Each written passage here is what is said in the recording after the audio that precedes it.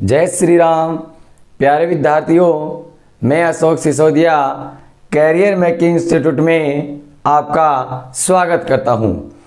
बच्चों, हम पढ़ रहे हैं कक्षा 9 की गणित, जिसमें हमने पिछली वीडियो में प्रश्नमाला 1 जिसका नाम है संख्या पद्धति, उसका अध्ययन हमने शुरू कर दिया है। अब उस संख्या पद्धति में कल हमने कुछ महत्वपूर्ण बातें हमने पढ़ी, उसका हमने अध्ययन किया अच्छे से। जैसे आपको बताया गया प्राकृत संख्या के बारे में, पूर्ण संख्या के बारे में, पूर्णांक संख्या के बारे में, परिमेय और अपरिमेय के बारे में मैंने आपको समझाया। मैं आशा करता हूं कि आपको वो वीडियो अच्छी लगी होगी, पसंद आई होगी। तो प्लीज़ आप उसे शेयर कीजिए, ताकि आपके जो मिलने वाले हैं जो कक्षा 9 में पढ़ते हैं उनका भी आपको वीडियो देखने को मिल सके। तो आज हम चलते हैं, जैसे इसमें अपन आगे कल लास्ट में वीडियो में पढ़ रहे थे कि अपरिमेय संख्या क्या होती है। तो देखिए हम उसका दोबारा से एक बार विस्मरण करते हैं कि अपरिमेय संख्या क्या होती है। कि ऐसी संख्या जिनको p बटा q के रूप में नहीं लिखा जा सके वह क्या कहलाती है? अपरिमेय संख्या कहलाती है। या जिस संख्या का वर्गमूल नहीं निकाला जा सके वह भी क्या कहलाती है? अपरिमेय संख्या कहलाती है। जैसे आपके प्रश्नमाला 1.1 में बात करें तो इसमें आपको पहला प्रश्न पूछा गया कि क्या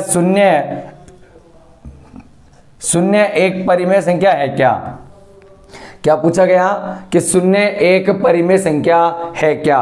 तो देखो मैंने कल ही आपको बता दिया था कि शून्य जो है एक परिमेय संख्या होती है, क्योंकि उसके नीचे अपन क्या लगा सकते हैं? एक लगा सकते हैं। इसलिए आपको क्या पता चलेगा कि शून्य एक परिमेय संख्या है। अब इसने आगे क्या पूछा कि क्या इसे आप p बटा q के रूप में लिख सकते हैं? तो आप क्या लिखोगे? जी हाँ, इसको हम p बटा q के रूप में लिख सकते हैं। ये अपना p हो जाएगा और ये मेरे पास क्या हो जाएगा?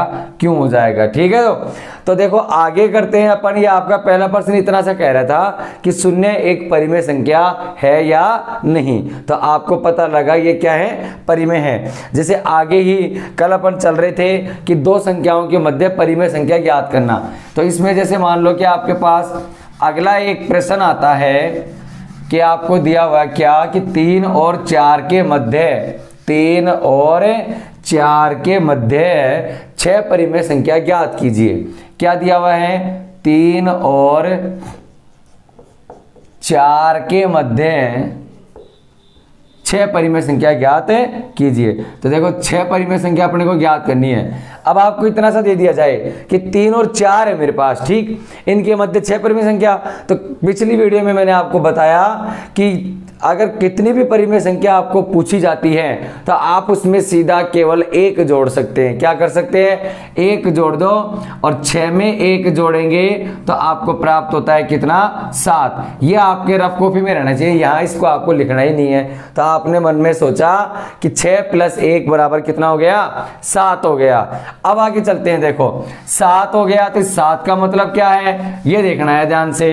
यानी कि अपने को क्या करना है? इस 3 को भी ऊपर नीचे 7 से गुणा करना है। तो ये तो हो जाएगा 7 या 21 बटे में 7, और 4 को भी किससे गुणा करना है? 7 से गुणा करना है ऊपर नीचे। तो क्या हो जाएगा? 7 चौक 28 बटे में 7। इतना हो गया। अब आप क्या करोगे? 21 बटे 7, 28 बटे 7, तो ये हो गया 22 बटे 7, 23 बटे 7, 24 बटे 7, 25 बटे 7 और 26 बटे 7, और एक बच गया मेरे पास कितना? 27 बटे 7 बच गया। तो देखो 1 2 3 4 5 और 6 की 6 आपकी कितनी आ गई? परिमेय संख्या आपको प्राप्त हो गई। तो देखो ये जो तरीका है ना, ये 6 + 1 करने का, ये केवल उन्हीं में लगता है जिनमें लगातार दो संख्याओं में आपको पूछा जाता है। कैसे? कि यहाँ पर 3 और यहाँ पर क्या है? लगातार क्रम से आनी चाहिए संख्याएं। अब देखो ये हो गया आपका सवाल। जैसे आपको पूछ लिया जाए, इसी में पूछ रखा है कि 3/5 और क्या पूछ रखा है? 3/5 और 4/5 के मध्य 5 परिमेय संख्या ज्ञात कीजिए। कितनी परिमेय संख्या ज्ञात कीजिए? 5 परिमेय संख्या। तो यहां देखो आपको क्या करना है, 3/4 और 4/5 के मध्य पूछा है और कितनी पूछा है? 5 परिमेय संख्या आपको निकालनी है ना।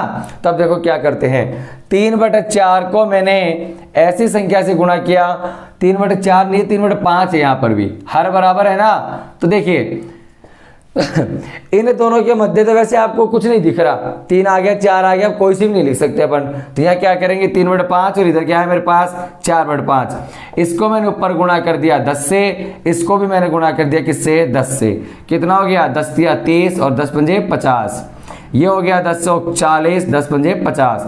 इनके मध्य हम कितनी संख्या लिख सकते हैं? 5 परिमेय संख्या अपन ज्ञात कर सकते हैं। आगे देखो क्या करते हैं, क्या क्या हो गया? 31/50, 32/50, 33/50, ऐसे करते अपन सारी की सारी कितनी संख्या लिख सकते हैं? 5 परिमेय संख्या अपन ज्ञात कर सकते हैं। अगर मान लो आप इसके पीछे जाते हो, 5 से गुणा करते हो 25 आ जाएगा, और यहाँ किया 5 दिए 15, और यदि यहां पर आप करते हो देखो 5 लगाया तो 5 चौक 20 होता है, और ये कितना होता है? 15 होता है। ठीक है, अब 15 और 20 के बीच में आती है 16, 17, 18, 19 ही आती है। ठीक है, 4 ही आती है, 4 ही आती है ना। अब आपको पूछा कितनी है? वो 5 पूछा है, इसलिए मेरे 5 से पार नहीं पड़ेगी।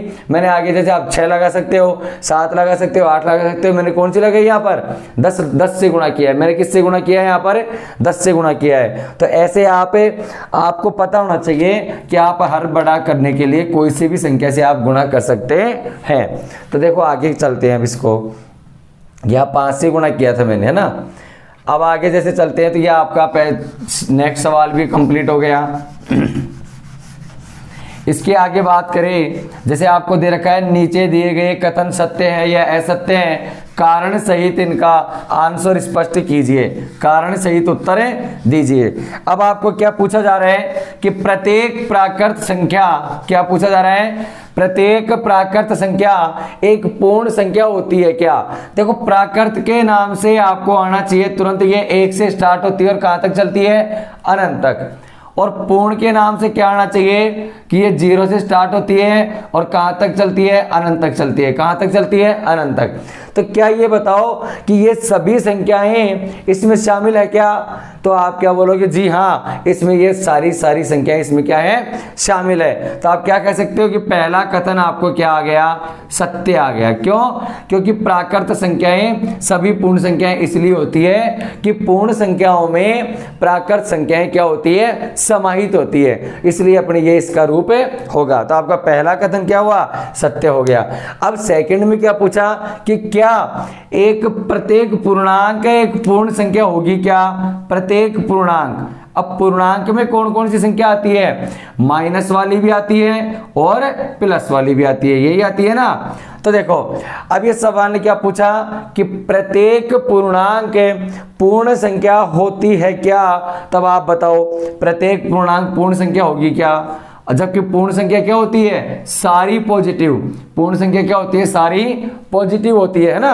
और पूर्णांक में क्या क्या आ जाती है? नेगेटिव भी आती है, पॉजिटिव भी आती है। तो हम क्या करेंगे इसमें कि पूर्ण संख्याओं का यह कथन क्या हो जाएगा? असत्य हो जाएगा।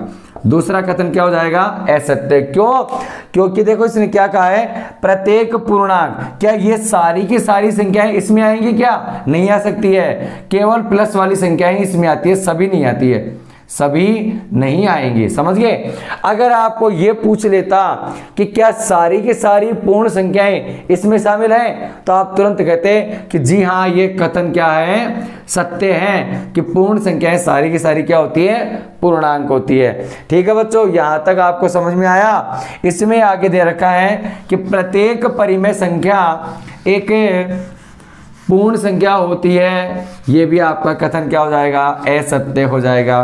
क्योंकि परिमेय संख्याओं में देखो बेटा, इधर इसने क्या पूछा है कि क्या प्रत्येक परिमेय संख्या पूर्ण संख्या हो सकती है क्या? प्रत्येक नहीं होगी। हाँ, कुछ हो सकती है, प्रत्येक का कोई जरूरी नहीं है। देखो कैसे?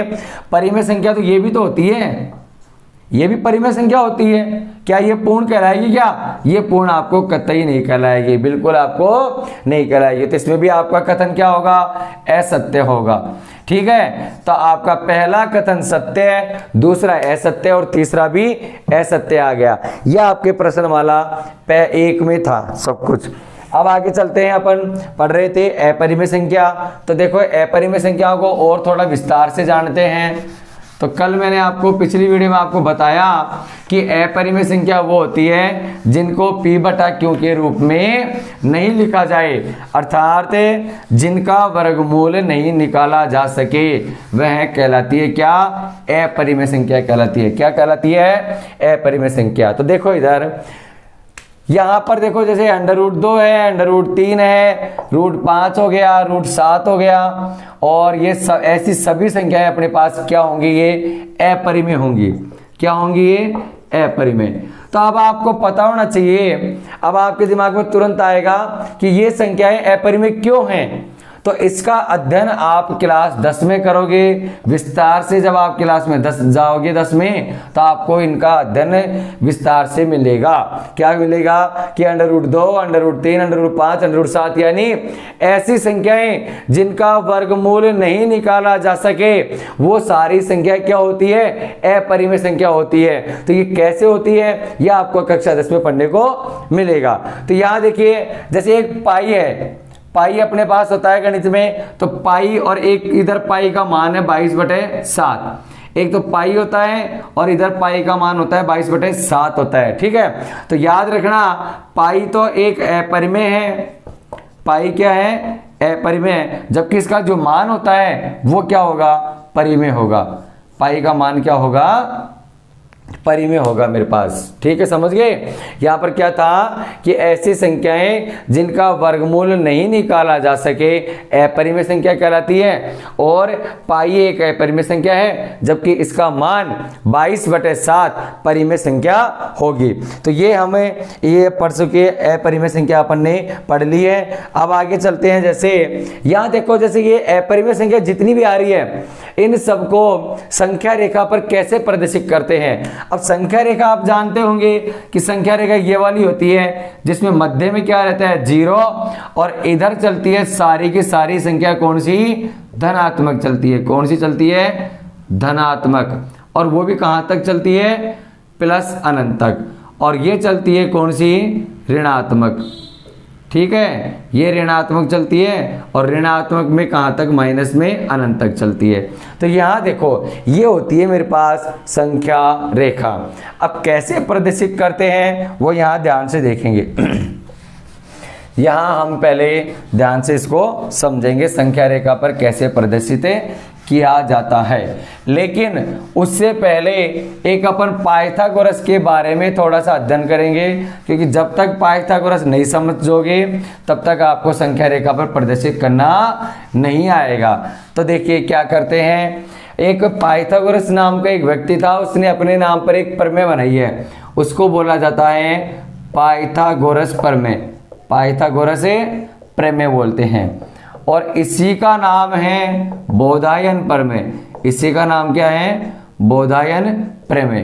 तो याद रखना, ये प्रमेय ओनली एक ही त्रिभुज में लगती है, उसका नाम होता है समकोण त्रिभुज में लगती है। कौन से त्रिभुज में लगेगी? समकोण त्रिभुज में लगती है। तो देखो समकोण त्रिभुज, जैसे ये मेरे पास है, ये मेरे पास क्या है? समकोण त्रिभुज है। तो यहां देखिए समकोण त्रिभुज में समकोण त्रिभुज कैसे बनाए? कि ऐसा त्रिभुज जिसका एक कोण क्या हो? 90 डिग्री का हो। ऐसा त्रिभुज है जिसका एक कोण समकोण हो, क्या कहलाता है? समकोण त्रिभुज कहलाता है। तो अब देखो इसमें क्या है क्या नहीं है, ये देखो। ये पाइथागोरस से जो प्रमेय क्या कहती है कि समकोण के सामने वाली भुजा ये तो कहलाती है कर्ण। क्या कहलाती है? कर्ण कहलाती है। और ये होता है मेरा लंब, और ये रहता है मेरे पास क्या? आधार रहता है। क्या रहेगा? आधार मेरे पास रहेगा। ठीक है, तो इसमें एक प्रमेय होती है कि कर्ण स्क्वायर बराबर आधार स्क्वायर, आधार स्क्वायर प्लस में लंब का स्क्वायर, ये होता है मेरे पास। ठीक है बेटा, ये प्रमेय होती है कौन सी? पाइथागोरस प्रमेय, जिसको अपन बोलते हैं बोधायन प्रमेय। तो ये आपको प्रमेय काम आने वाली है इसमें कि जब आपको संख्या रेखा पर किसी को प्रदर्शित करना हो तो पहले हम इस प्रमेय का सहारा लेंगे। तो ध्यान से देखना, जैसे आपको सवाल दिया गया है कि √2 को संख्या रेखा पर प्रदर्शित कीजिए, संख्या रेखा पर प्रदर्शित कीजिए। तो देखो कैसे करते हैं, ध्यान से देखना। अब इस √2 को संख्या रेखा पर प्रदर्शित कैसे करेंगे? सीधा सीधा मतलब है कि √2 को अपन कर्ण माना, तो यहां ध्यान से मेरे को बताओ, ये संबंध जो है ना, ये संबंध बराबर होना चाहिए। तो यह देखो सबसे बड़ी भुजा कर्ण की होती है। अब √2 है मेरे पास, ठीक है, ये √2 कर्ण ही रहेगा। अब आधार और लंब क्या हो सकता है ताकि ऐसी कंडीशन आ जाए मेरे पास? तो देखो ध्यान से देखना, यहां पर कर्ण स्क्वायर मेरे पास कितना है? √2 का स्क्वायर। ठीक है बेटा, मैं आधार और लंब, अब इस 2 को तोड़ो, आप इस 2 को तोड़ोगे क्या लिखोगे? 1 और 1। ठीक है, तो 1 आपका लंब हो गया और 1 ही आपका आधार हो गया। तो अगर मैं यहां रखूं तो देखना 1 का स्क्वायर प्लस 1 का स्क्वायर, तो यहां √2 का स्क्वायर करेंगे क्या होगा? 2 होगा, क्योंकि रूट में यदि संख्या कोई रहती है, स्क्वायर का मतलब होता है 2 बार गुणा करना। अब इन दोनों को गुणा करेंगे तो रूट हट जाता है और केवल संख्या ही आ जाती है। ठीक है बेटा, अब क्या करेंगे? तो इसका तो 2 हो गया, 1 का स्क्वायर 1 हो गया, 1 का स्क्वायर 1 हो गया, तो इधर 2 बराबर 2, यानी कि अपना कथन ये क्या निकला? सत्य निकला। अपन ने जो इसके टुकड़े किए इस 2 के, वो अपने क्या निकल गए? सही निकल गए। तो क्या करोगे? कर्ण आपको दे रखा है √2, जो भी आपको संख्या रेखा पर प्रदर्शित करवाता है वो आपकी क्या रहती है? कर्णी रहती है। ठीक है, तो ये आपका कर्ण हो गया। कर्ण कितना है मेरे पास? √2 है। तो लंब और आधार क्या क्या लिया मैंने? 1 और 1, क्योंकि 2 के टुकड़े कर दिए। फिर मैंने जांच करके देख ली कि ये तरीका सही है या गलत, तो सही निकला। इसका मतलब अब अपन संख्या रेखा पर इसको प्रदर्शित कर सकते हैं। जब तक ये इतना काम आप नहीं करोगे तब तक इसको डायरेक्टली आप संख्या रेखा पर प्रदर्शित नहीं कर पाओगे। तो देखिए अपन संख्या रेखा पर प्रदर्शित करेंगे, तो यहाँ क्या करोगे? √2 को संख्या रेखा पर प्रदर्शित करना है तो आप एक कच्चा चित्र बनाओगे। अभी आपने बनाया है कि एक वर्गाकार डब्बे में, देखो ऐसा बनाना है आपको। यहाँ पर ये विकर्ण था मेरे पास, विकर्ण कितना है? √2 का है। आपने आधार कितने का लिया? 1 का, और लंब भी कितने का लिया? 1 का। यानी इसी आकृति को अपने को संख्या रेखा पर क्या करना होगा?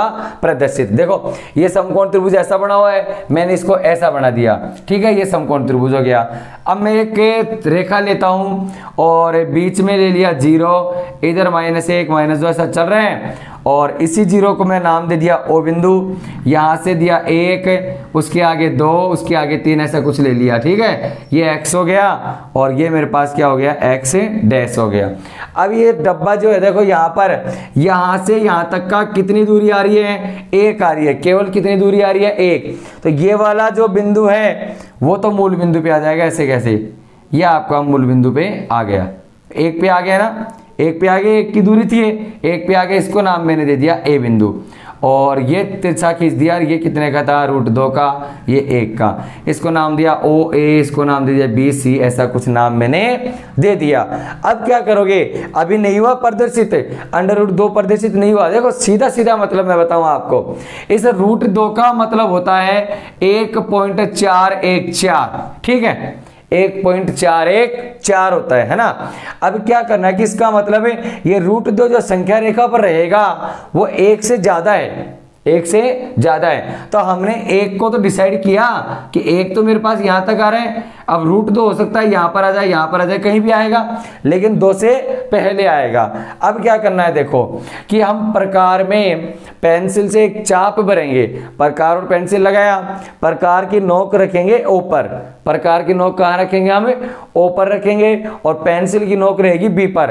तो यहाँ प्रकार की नोक और पेंसिल की नोक रख के और ऐसे एक चाप काट देंगे तो वह आपका आ जाएगा ये बिंदु P।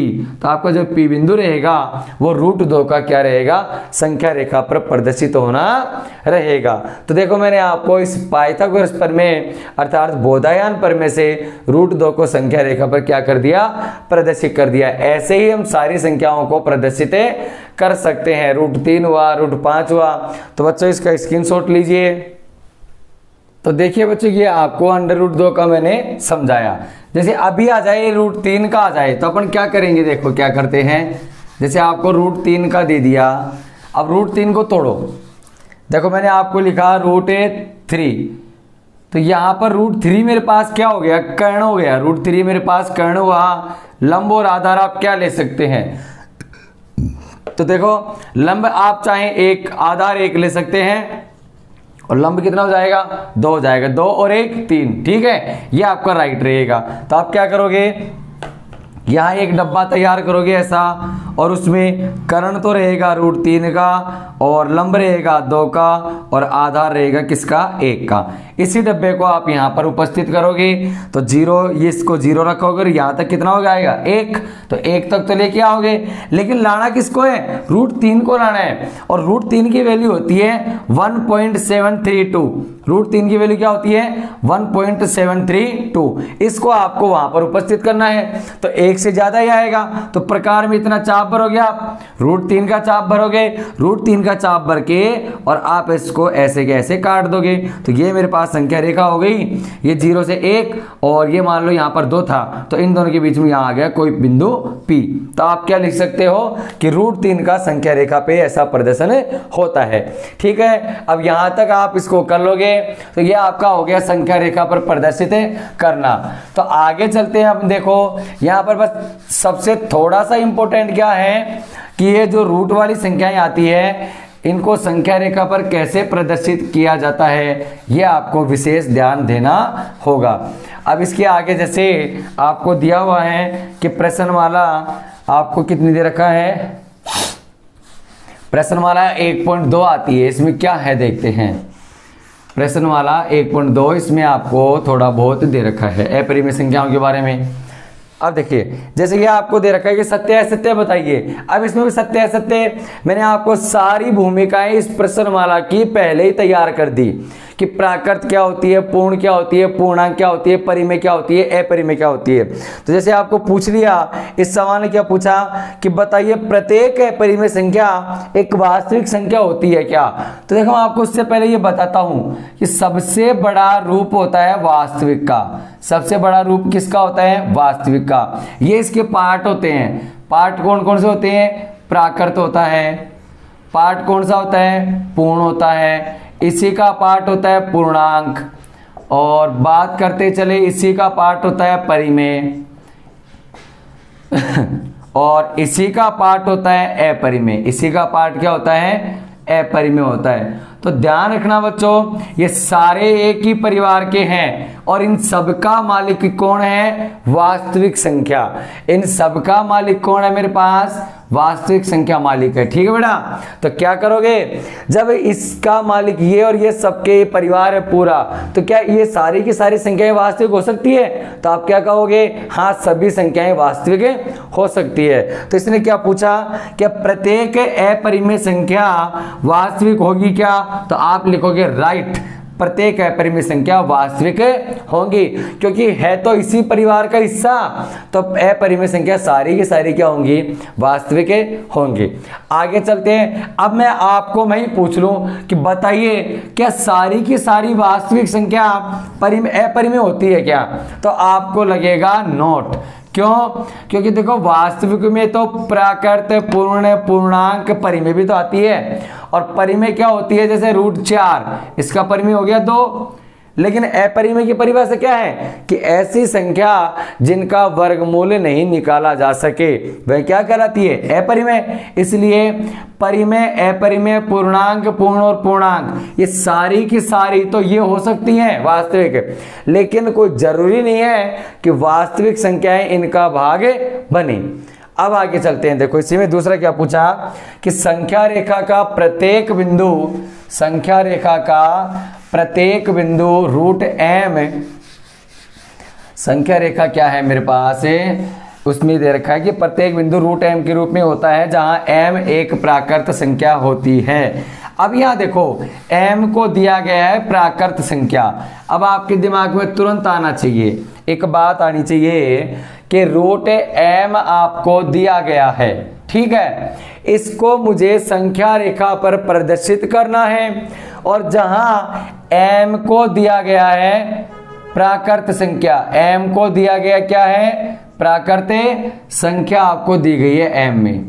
अब आपको पता होना चाहिए तुरंत कि प्राकृत संख्या होती क्या है, प्राकृत संख्या होती क्या है। तो देखो मैंने आपको बताया कि प्राकृत संख्याएं 1 से और कहां तक चलती है अनंत तक, और वो भी कौन सी वाली धनात्मक, वो भी कौन सी है धनात्मक होती है, ठीक है बेटा।